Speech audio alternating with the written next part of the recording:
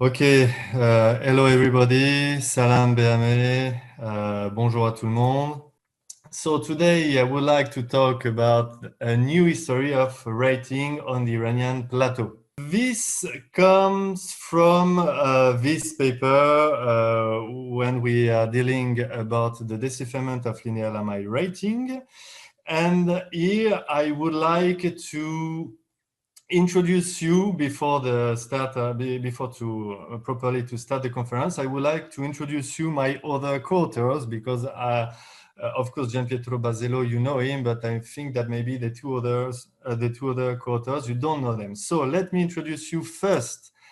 Kambiz Tabibzadeh. So Kambiz Kambiz is a great scholar and actually is a living Elamite dictionary. Thanks to him, we could improve many of the reading, and he made a lot of suggestions. So it was really necessary for all the projects. I would like also to introduce you Mathieu Cavran, who, like Kambiz, know very well the Elamite language, and it was very important also to make the connection between the linear Elamite writing and cuneiform inscriptions in Elamite language. And of course, Gianpietro Basello, you all know him, who is a very well-known specialist of the Elamite language. So to all of them, I want here to thank them for all this very nice job we did this year. So this conference is not about the decipherment of linear Elamite writing. Let's wait first for the paper to be published and then we'll talk about that, but about a proposition for a new history of writing on the Iranian plateau. So here is the current theory about history of writing in the Near East. So all of this data, it comes from Wikipedia, but Wikipedia, as you know, it reflects more or less, with some imprecisions, of course, what we think right now. So according to the current paradigm, we think that the transition from proto-writing to the earliest fully developed writing system took place in the late 4th, early 3rd millennium BC in the Fertile Crescent. We think that all this process happened in southern Mesopotamia around 3300, 3200 BC. And we think that the Proto-Elamite script is thought to have developed from early cuneiform. So Proto-Elamite script came after Proto-Cuneiform. Here is a diagram made by Damero in 2006. And as you can see, Proto-Cuneiform, according to him, is the most ancient. Then you have Egyptian hieroglyphic and then Proto-Elamite. Another picture also coming from Wikipedia. And as you can see, Mesopotamia is here above everything. And today, so we are going to talk specifically about two links. First of all, the link between Mesopotamia and the Proto-Cuneiform tablet and the Proto-Elamite tablets. And we are also going to talk about the link between Proto-Elamite and Linear Elamite. So I'm going to talk more specifically about these 2 points. So I just would like to tell you first what I want to say. So this is what I propose. I propose that there is contemporaneity between the Proto-Elamite and Proto-Cuneiform documents. The genetic relation between them is not a mother-daughter relation, but a sister one. And then there is a continuity. So that's the first point I'm going to talk about. And the second point deal with the relation between Proto-Elamite, or here it's called Proto-Iranian writing stage 1, but Proto-Elamite writing, and the Linear Elamite writing. And according to me, and as you will see, I'm not the only one, these are not two independent writing systems, but the same one at two different chronological stages. And of course, with an evolution between both stages. So I'm going to try to present the data which allow me to propose this new reconstruction. Here is, I think, how we can reconstruct the history of writing on the Iranian plateau between 3500 BC and 1850, according to 6 different chronological phases. So phase 1, 3500, 3300 BC with numeral tablets. Phase 2, well, I'm not going to read everything, Proto-Elamite tablets. Phase 3, the transition between Proto-Elamite and Linear Elamite texts. The Linear Elamite texts, they are known since 2300 BC, and around 2000 BC, the cuneiform writing was introduced on the Iranian plateau. And there is, during phase 5, a brief period during which both linear Elamite and cuneiform writings were used. And then around more or less 1850 BC, this is the disappearance of the Iranian tradition, and only the cuneiform writing remains. So this is the way I'm going to present the history of writing on the Iranian plateau according to these 6 phases. So before talking about the first phase and the numeral tablets, here, of course, I would like to show you all the work of Denis Schmann-Besserat about the calculi, the tokens, and the bula or envelopes. I'm not going to talk about that, but as you can see on this figure, well, we cannot be sure that as soon as we find a small item, it was used for numeral information, but at least maybe some of them, they were used. And that's, of course, the first item which was used to record numerical and maybe logogrammatic information. Okay, so I'm not going to talk about that a lot. And we are going to switch very quickly to the first phase, which deals with the numeral tablets. So as you can see, we are around 3500 BC and 3300 BC. You can see here the area where this kind of tablets were found up to now. So this one comes from Uruk, this one from Godin Tepe, and this one was recently found in Tepe Sofalin here. So we are in Syria, in Iraq, and in Western Iran.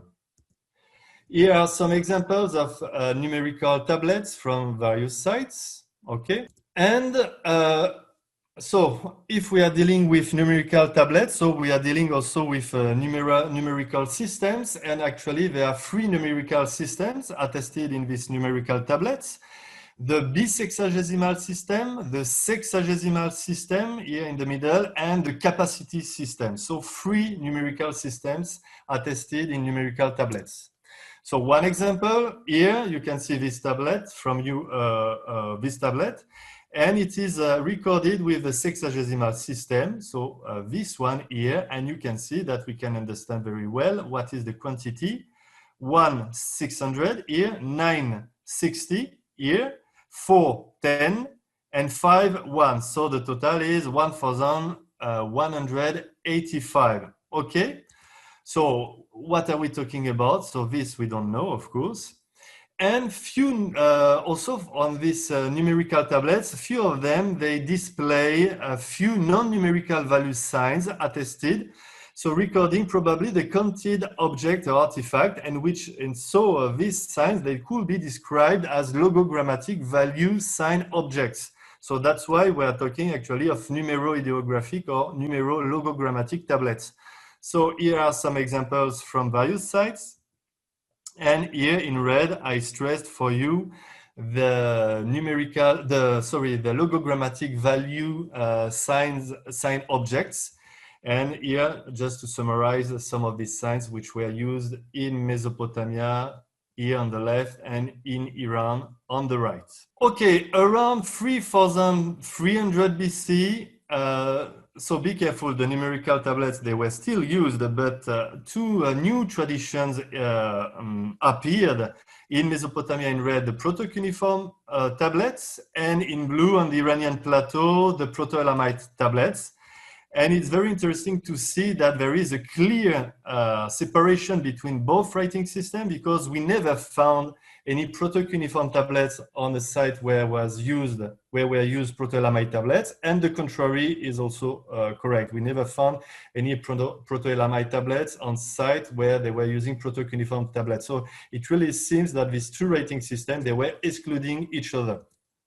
So some examples of this text, proto-cuneiform and Proto-Elamite one. So I'm going to focus, of course, on Proto-Elamite. So here are the sites where were found Proto-Elamite texts. So there are 8 sites: Susa, Tale Khazir, Tale Malian, Tepe Yahya, Share Surte, Tepe Siag, Tepe Sofalin, and Tepe Ozbaki. So I wrote the number of tablets found in each of these cases. And as you can see, the tablets of Susa, they represent 90% of the corpus of Proto-Elamite tablets currently. And it's due to of course, the large excavation led by the French mission in the late 19th and 20th century in Susa.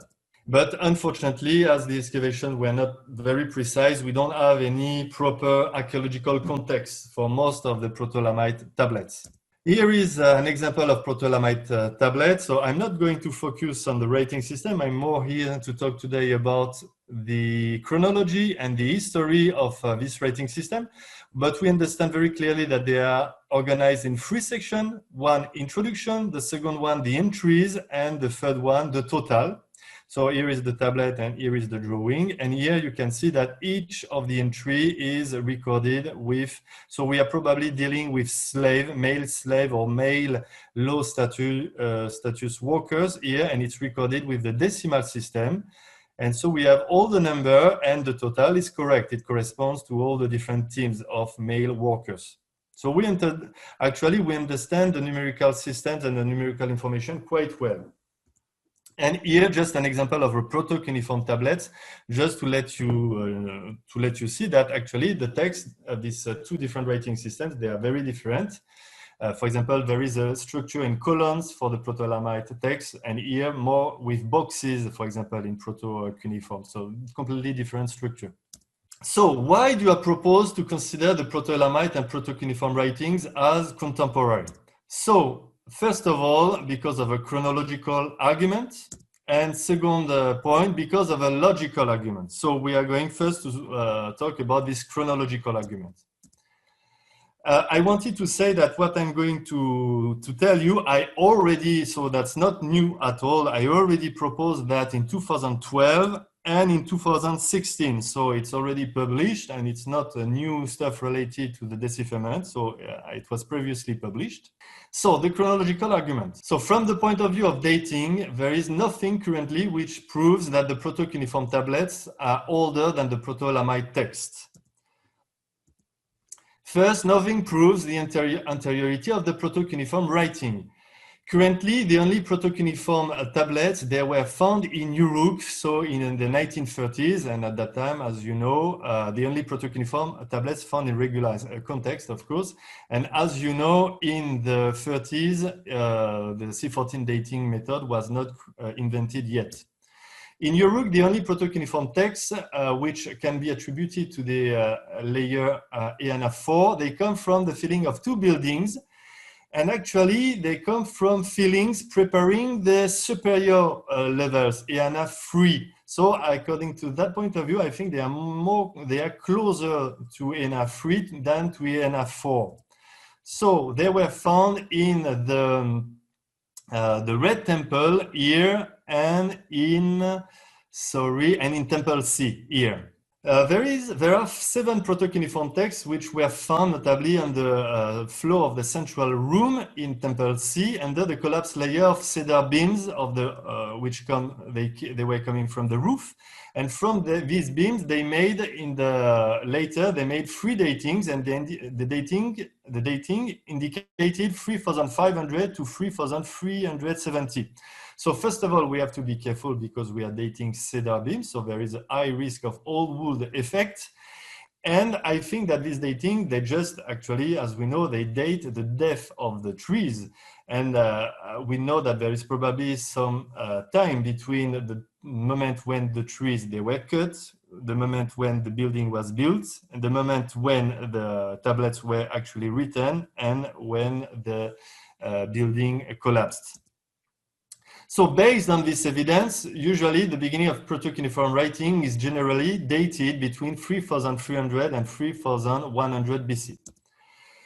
So, okay, for proto-cuneiform, concerning the proto-Elamite writing, as I told you, unfortunately in Susa, we don't have any good context, but at least in Talimalian, so if John Alden is there, I send him my best regard.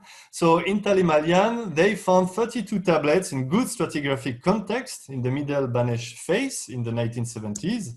And the Middle Banesh phase is actually documented with 15 coherent C14 datings, ranging from 3,300 to 3,050 BC. And 3 of these 15 coherent C14 datings, they come from the same context as 12 proto-Elamite tablets. So here are the 15 radiocarbon dating for Middle Banesh Malian. And here are the three dating coming from the same context as the Proto-Elamite texts.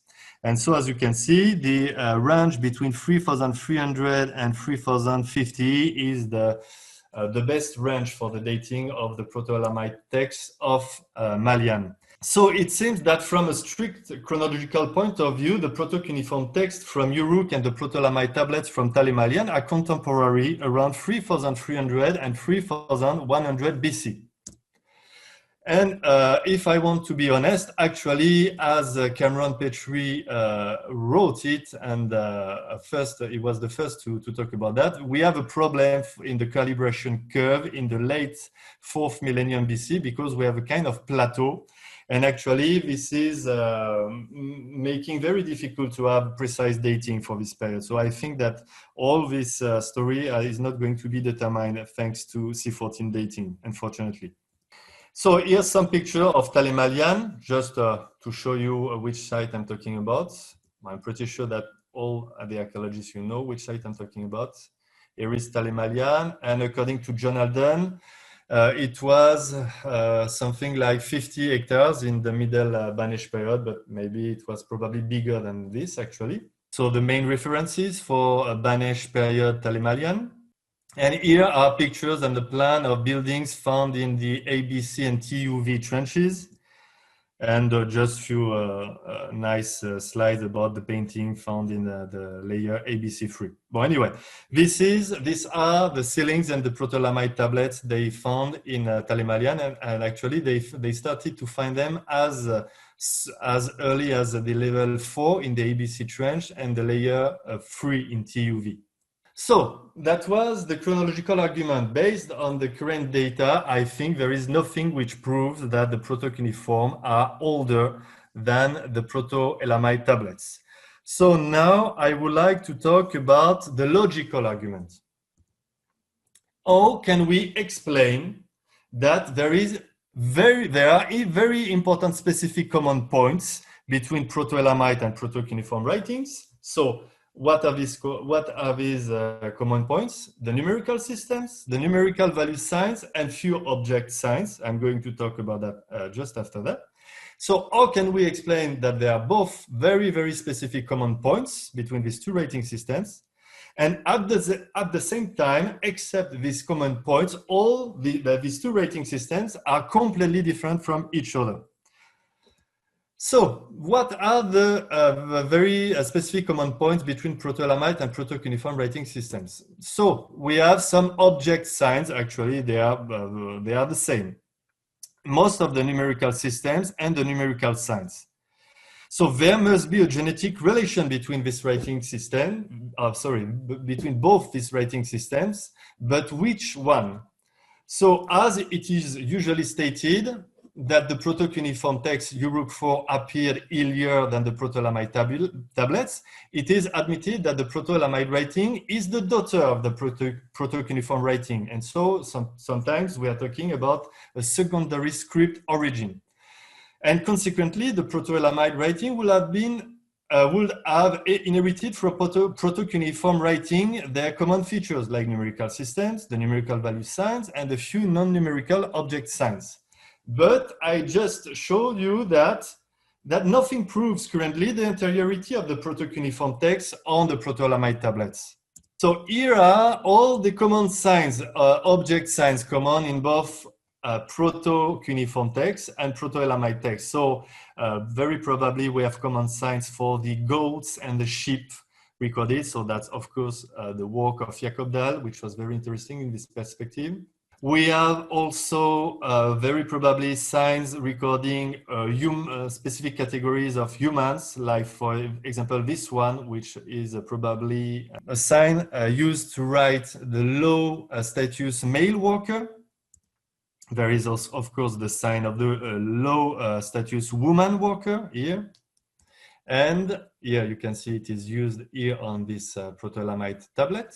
And there are also signs maybe used to record children. Of course, signs used to record containers, very probably.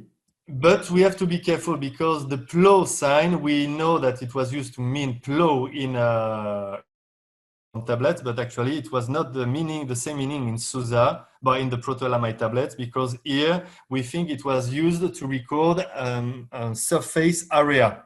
So maybe we have a very similar sign, but not the same meaning. So we have to be careful with these graphic comparisons between proto-cuneiform on the left and proto-Elamite on the right. But still, there are very probably some few very specific common signs. So I propose to see in these few common sign objects in proto-Elamite and proto-cuneiform tablets a common heritage from the logogrammatic sign objects already attested in the numero-logogrammatic tablets. Here, once again, I'm showing you these sign objects. These are just the signs which are attested now, right now in numero-logogrammatic tablets. But as you can see, there is the sign for the woman, and there are also signs for the container.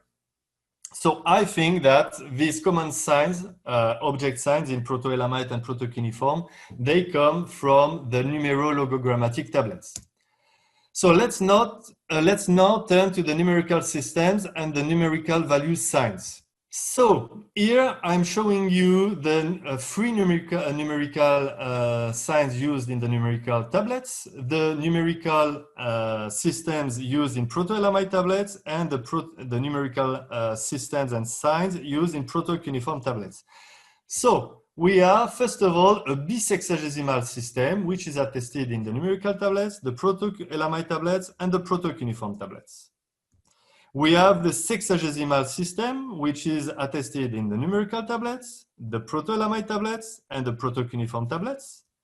And we have the capacity system, the capacity system, which is attested in numerical tablets, in proto-Elamite tablets, and proto-cuneiform tablets. So actually, the three numerical systems attested in numerical tablets, you find them in both proto-Elamite and proto-cuneiform. But proto-Elamite is going to display a very specific decimal system here, only used in proto-Elamite tablets, and proto-cuneiform texts are going actually to display three other numerical systems used to record time, for the surface, and another topic, and which are just found in proto-cuneiform texts. So this figure, actually, it was already published in 2016. So sorry, the previous one was in French. This one is in English. So you have the reference on the bottom of the slide. So there are three numerical systems common to both proto-Elamite and proto-cuneiform tablets. So once again, the capacity system one and two discrete objects accounting system, the sexagesimal and the bisexagesimal systems. And these are exactly the numerical systems which are already attested in the numerical tablets. So consequently, I propose to see in these three systems common to both proto-Elamite and proto-cuneiform tablets a common heritage from the numerical tablets. So here are all the common points between proto-cuneiform and proto-Elamite systems. So as I told you, there are the numerical systems and some very specific logogrammatic sign objects. But except this common point, these two writing systems are completely different. Most 99% of the actually non-numerical signs, they are different. There is a linear structure or a structure in colon in proto-Elamite text, and as I showed you, it's with boxes in proto-cuneiform text. And there are also lexical lists attested in proto-cuneiform, and it's probably not the case, or it's not very well known for proto-Elamite. So these two writings are characterized by simultaneous great similarities and dissimilarities. And the only hypothesis which might explain this situation would be to consider this writing as sisters with common features inherited from a common ancestor from which they would have been developed independently. So they are contemporary, but their common features, they can only be explained by a genetic link. So they probably inherited from a common ancestor of these common features from which they will have been developed independently. So they have to be considered as sisters and not as mother-daughter. The numeral and numero-ideographic or logogrammatic tablets might be considered as these common ancestors. So we know that these tablets, they were used as soon as 3500 BC. And we know that actually they were used until at least 3000 BC, and we know that they were used until the second millennium BC, actually, the numerical tablets. So the numerical tablets, they appeared before the Proto-Cuneiform and Proto-Elamite ones, and they disappeared completely few centuries after the apparition of this writing system.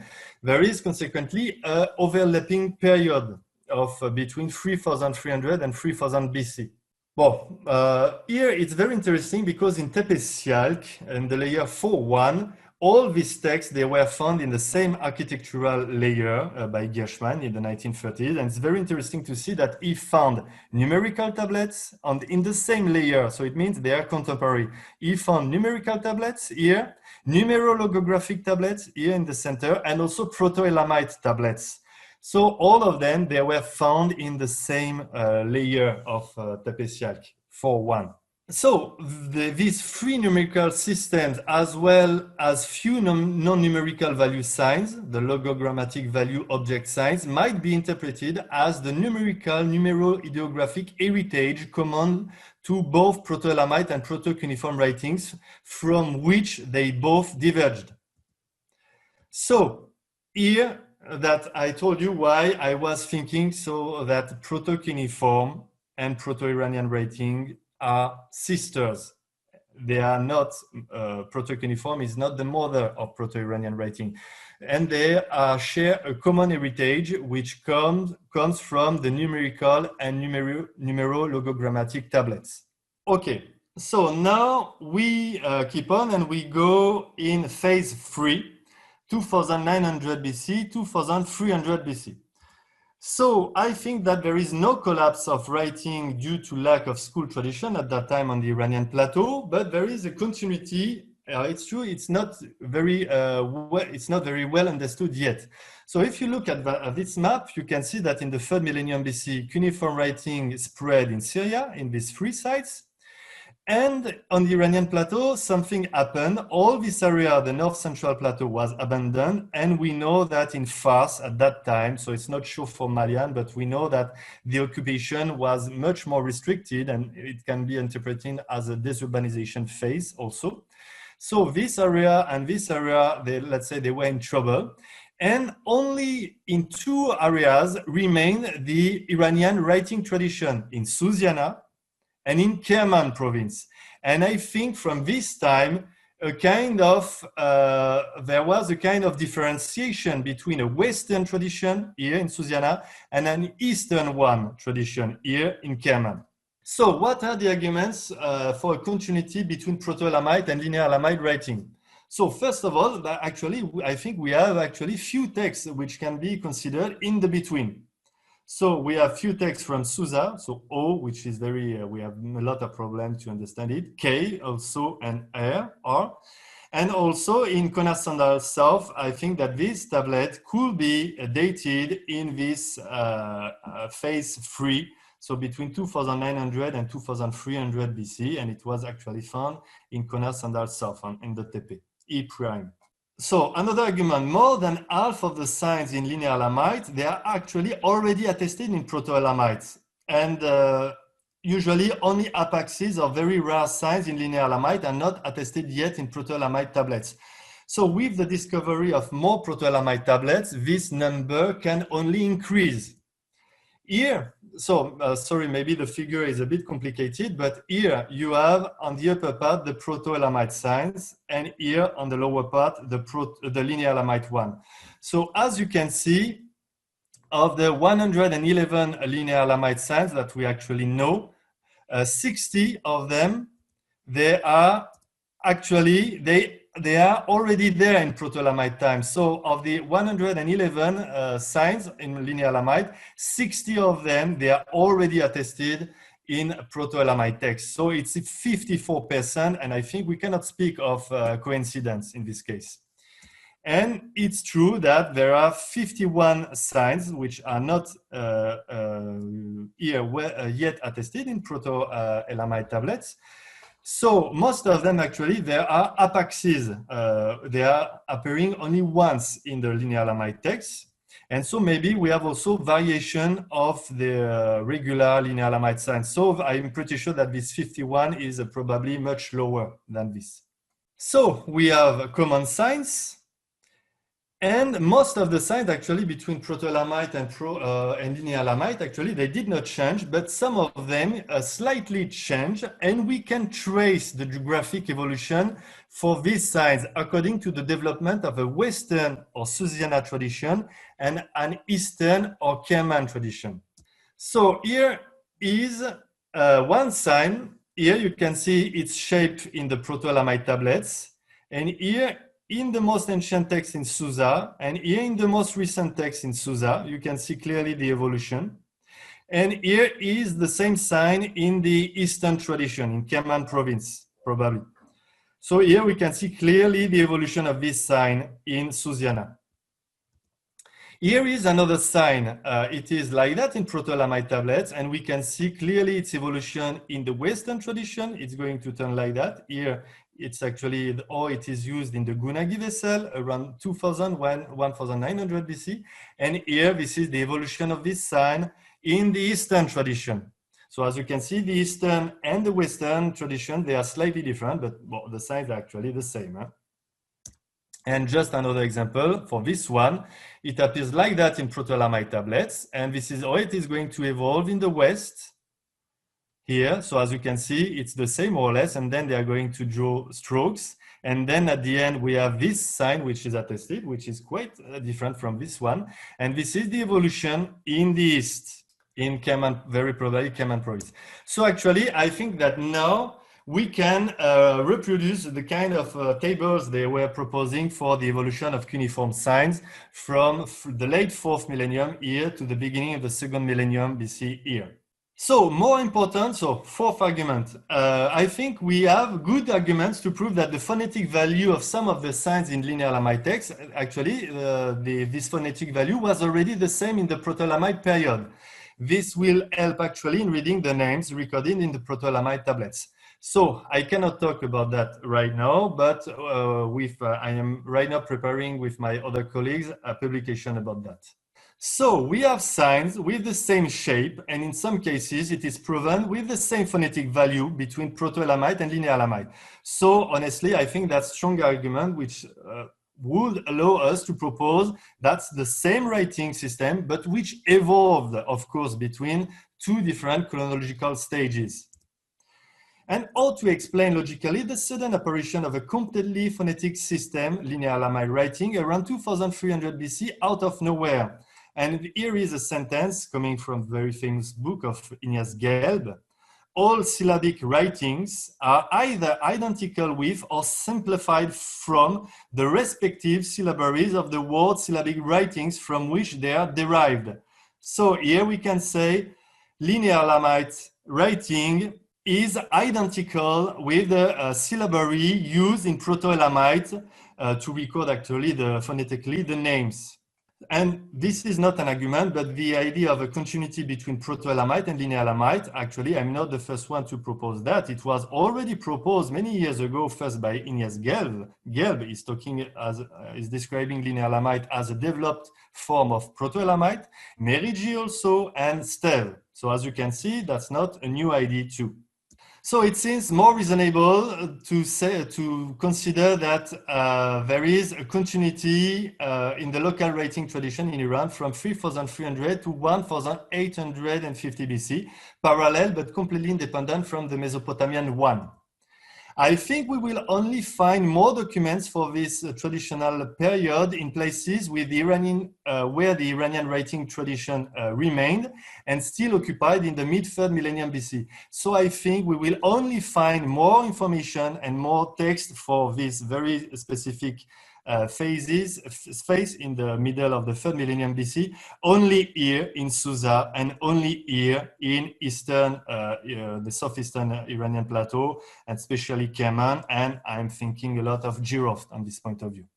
We cannot find them here because we know that it was abandoned, and Fars at that time, it seemed that the situation is a bit complicated. Also, I would like to say a few words about that, which are sometimes described about as a pseudo-script, the geometric writing from Konasandal and the Indus seals from the Indus civilization, of course. I think that they are probably just undeciphered or not yet deciphered scripts. And I would like just to say a few words about that, because there are many, we could hear many rumors about the geometric tablets of Konasandal Sof. And I don't want to talk about all the story about these tablets, but I just would like to emphasize on one point. So we are in Giroft here. And this is the Sofen Tepe Konasandal Sof in Giroft here. You can see it's there. And actually in 2005, one tablet, so I already showed you, one tablet was found on the Sofen Tepe in regular excavation. After this discovery, a villager gave to the mission in 2006 a tablet he found in his garden in 2001. This one, so that this is actually the only one which was not found in regular excavation. In November, December 2006, was opened a trench 15 here, right at the place where the villager found this tablet. And actually, we found two other tablets in this trench 15. So they are coming from regular excavation. So please pay attention. The three tablets, they were found here. So this one was found by the villager in this pit. Actually, there was another pit, so probably the villager was looking for a treasure, of course, and here we have a kiln. And so I would like you to understand 3 out of 4 documents, they come from regular excavations. And so if we start doubting about the genuineness of artifacts found by archaeologists, all the artifacts found up to now, so we could, in regular excavation, we could start also considering them as fake. So I'm just talking about that because we heard many stuff about these tablets as fakes, and I really would like here to strongly emphasize, no, that's not true. 3 out of 4 tablets, they come actually from good excavations. And here are some pictures of the excavation. This is trench 15 at the end of 2006. You can see the trench. We are in the garden of this villager. And okay, this is the trench. This is actually the Iranian archaeologist, Hadis Kamali. She was in charge of the trench. This is the kiln here. This is the 2 pits made by the villager. And look here. And of course, as you can see, there were many witnesses attending this excavation. So we have many pictures and many videos. Of course, Dr. Majidari was called to finish the excavation. And as you can see, we are excavating the tablet with him actually. So I think these pictures, they clearly prove that they were found in good regular excavation. Okay, so let's leave the geometric tablets. And so we arrive around in phase 4, around 2300 BC. At the time of the linear lamite, what we call the linear lamite tablets. So as you can see, as I told you, we have a Western tradition here in Susiana and an Eastern one here in Giroft and Shahadad. So this is the evolution of writing in the Near East. So we have the cuneiform here, which spread in Syria, as I told you, at the middle of the 3rd millennium BC. And then it spread also in Susa around in the 33rd century when the Akkadian Empire took Susa. And at that time, we had this tradition in southern Iran of the linear, what we call linear lamite text. And of course, around 2600, 2500 BC appeared the Indus writing system too. So up to now, the linear lamite texts, they were found in several sites. So I'm not going to talk too much about that. I already made a conference about this topic before, but just to show you some picture. So we have 40 inscriptions currently known. They come from Susa, Konasandal, Shahadad, and Marvdasht, and Kamfiruz. And of course, we have some inscriptions without any clear provenance. Here are some pictures of the linear lamite inscriptions. I'm not going to enter too much I'm not at all going to enter the details. And at the end of the beginning of second millennium BC, actually, the cuneiform writing, as you can see, started to spread on the Anatolian Plateau in Kanesh, and also in the Persian Gulf, in Failaka, in Bahrain, and also in Fars, in Lian, Boucher, or Talimalian. So as you can see, cuneiform writing kept on spreading in the late third, early second millennium BC. So let's enter the phase number 5, at the time when in Iran were used both at the same time linear Elamite and cuneiform writing to record the Elamite or Atamtite language. So as you can see, this map is a bit complicated. We have the diffusion of cuneiform writing on the Anatolian Plateau, in the Persian Gulf, as I showed you, and probably from Susiana in Fars here. We have the linear Elamite tablets here, and probably at that time, so at the beginning of second millennium BC, the linear Elamite writing also spread from Susiana to Fars, which explain why we found inscriptions in Marvdasht and in Camp Firuz. And clearly, the inscriptions found in Camp Firuz and in Marvdasht, the variants of the sign, they are clearly related to Susa, and they are not at all related to the Eastern tradition. So this is, according to me, the most ancient text currently known recording the Atamtite or Elamite language inscribed with the cuneiform writing by a Atamtite Elamite scribe. This is the Gunagi vessel of the Shimashkan king, King Datu. We are going to publish this cuneiform inscription in the paper which was submitted to Zeitschrift für Assyriologie. So this is this inscription of King Datu around 2000 BC is in Elamite language, but with the cuneiform writing. But his son, actually, Itatu I, was still ordering inscription written with the linear Elamite writing. So it was something like 20 or 30 years after that. And as you can see, this is inscription Z, and it is written with a very nice and quite long linear Elamite text. So as you can see, both writing systems, they were used at the same time. And I think there is a very interesting phenomenon about the adoption, the way the cuneiform writing was adopted and adapted to record Atamtite language. So as far as we understand, we identified 111 signs in linear Elamite writing, including 69 signs we could decipher, and 42 signs we could not decipher. But among these 42 signs, actually 5 are very rare, and the 37 others, they are actually apaxes. And so they only appeared once. That's why we could not decipher them. So they represent a very small portion of the signs used in linear Elamite, actually, and especially in text K, Y, and W, where we have, very surprisingly, many of these apaxes. Well, anyway, if we focus on the 69 signs we could read, linear Elamite writing is an alpha syllabary writing with CV, so it means syllabic signs, and also consonantic and vocalic signs. And I think, and with my other co-authors, we think that the adoption of cuneiform by the Atamtite or Elamite scribes was made according to the Iranian tradition characterized by a strong phonetism, with notably the initial rejection of the logograms or determinatives and the complex CVC signs, which are typical of Mesopotamian scriptural practices. There are absolutely no logogram and CVC signs in the Gunagi of King Datu. And the logograms will be only introduced after through the Mesopotamian influence, but in a very specific Iranian way.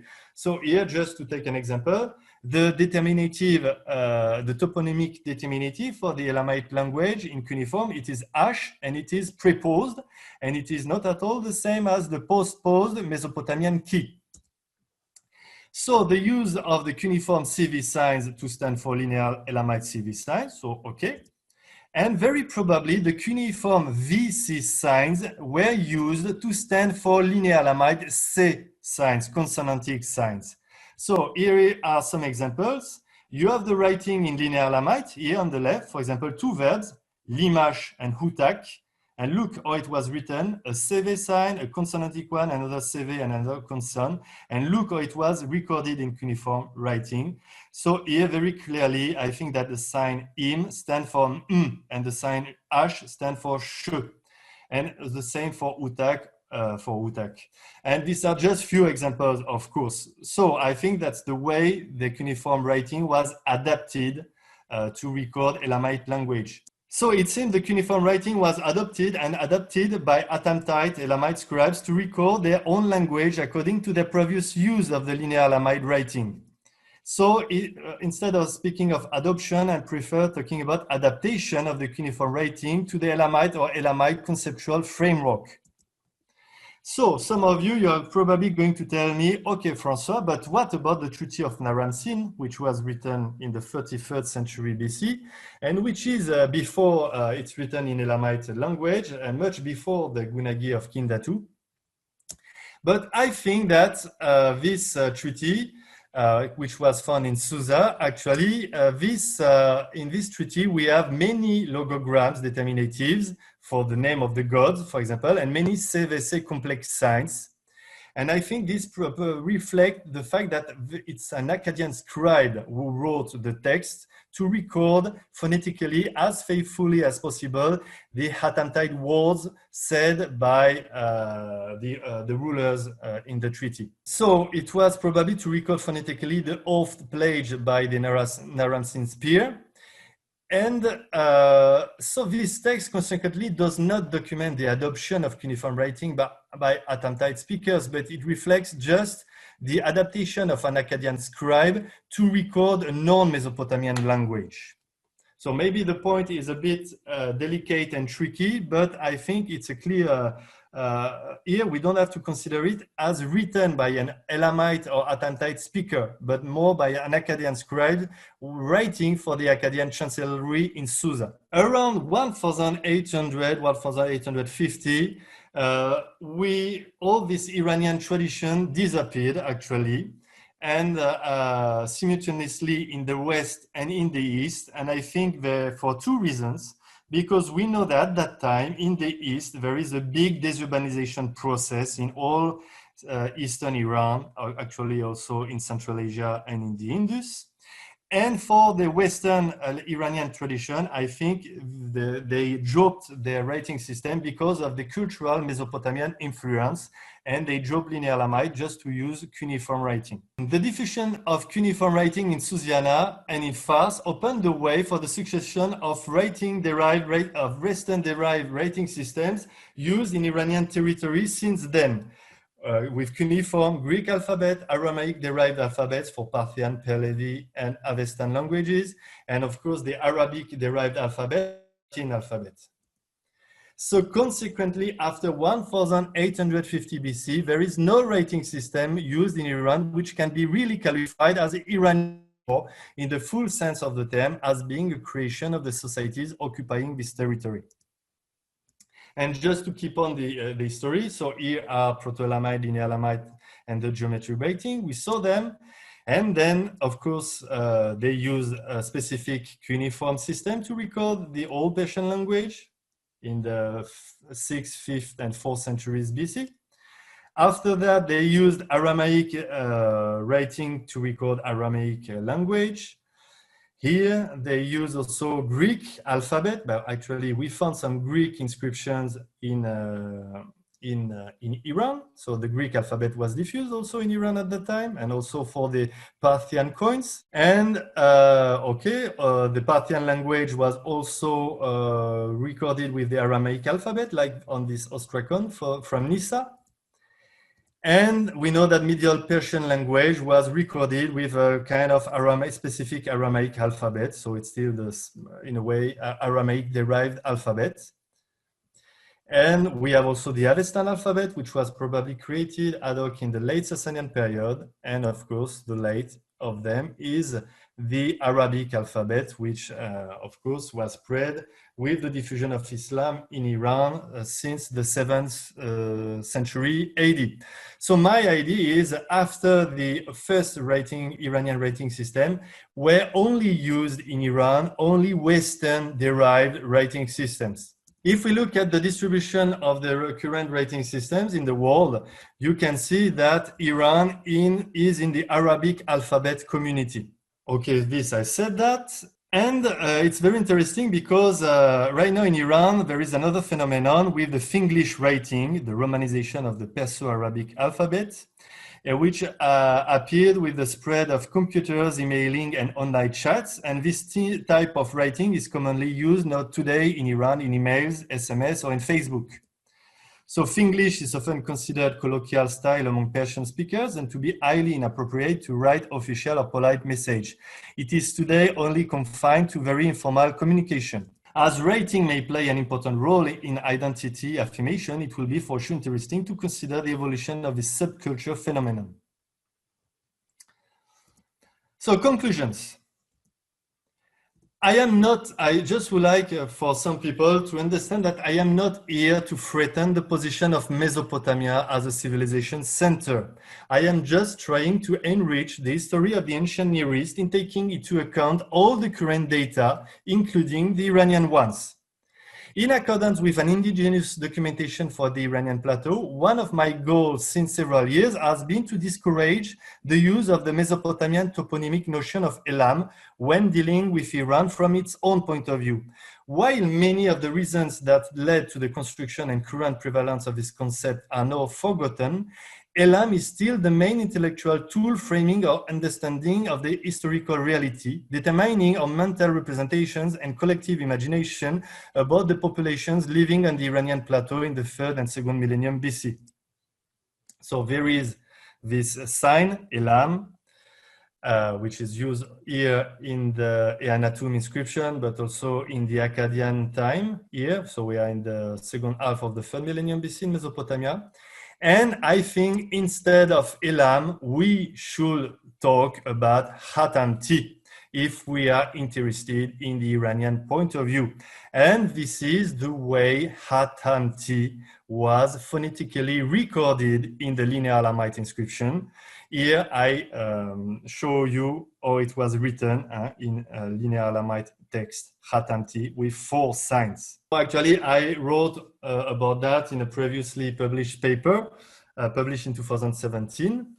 And I spoke with a colleague just a few days ago, and maybe so I was wrong on a very small detail in this paper, but so I recognize now that they were reading Mesopotamians sign Nim Elam as soon as the 3rd millennium BC. But in our case, if we are dealing with Iran from its own point of view, we should focus on Hatamti. So propositions for a new terminology. In that respect, in using Elam as a label, one is no closer to the emic conceptions of the inhabitants of the area in question than in applying a modern term such as Iranian Plateau, but even further, since this term misleads us in as much as we are given to think that it might reflect a specific historical value for the people who inhabited the Iranian Plateau, which actually was not the case. On the contrary, the still mysterious notion of Hatamti could and should play the role of a specific cultural, ethnic, and historic referent. For these reasons, I propose a new terminology to enable us to study Iranian history with less misleading and less biased and better adapted tools. So instead of Elamite language, I think we should speak about Hatamtite language. And from a strict geographic point of view, the Proto-Elamite and Linear Elamite texts currently known were up to now found in a part of the Earth's surface incidentally called Iran nowadays. So this is all we could call these writing systems without being accused of Iranian chauvinism. Proto-Elamite could call Proto-Iranian writing stage 1, and Linear Elamite writing could be called Proto-Iranian writing stage 3. So once again, I'm showing you what I'm proposing and what we are proposing actually in the paper with my other co-authors. So Proto-Iranian writing stage 1, stage 2, stage 3. And the stage 3 is for sure recording Hatamtite language. And I would like to thank you for your attention. I would like once again to thank these 4 people who really helped me a lot since many years: Serge Closiou, Jean Perrault, Massimo Vidale, and Hassan Fazeli Nashli. And also, I would like to here to give an eye and to present. I know they don't need here to be presented, but just to tell them that I'm thinking of them. Sajjad Ali Beghi, prof in Kermanshah. Ruhollah Yousefi, prof in Varamin. Javad Hossein, prof in Kashan University. Nasia Eskandari, prof in Tehran University. Meysam Shahsavari, prof in Girov University. And of course, my dear friend Reza Nasseri, prof in Zabul University. So thanks for your attention.